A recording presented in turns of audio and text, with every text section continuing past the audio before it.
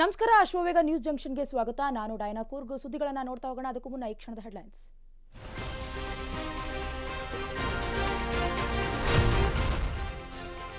Congress high command ನಮಗೆ warning ಮಾಡಿಲ್ಲ.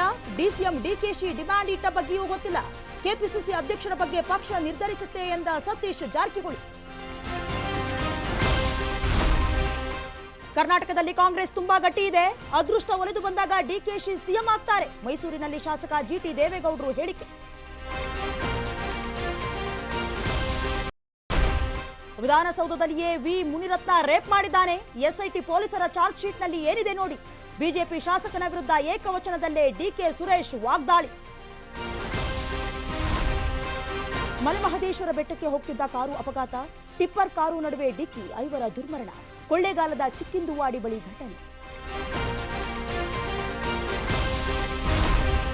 Cake ಪ್ರಿಯರಿಗೆ ಆರೋಗ್ಯ ಇಲಾಖೆಯಿಂದ ಶಾಕ್. ಕೇಕ್ ತಯಾರಿಕೆಯಲ್ಲಿ ಕೃತಕ ಬಣ್ಣ ಬಳಕೆ. 12 ಕೇಕ್ಗಳು ಅಸುರಕ್ಷಿತ ಎಂದು ಇಲಾಖೆಯಿಂದ ವರದಿ.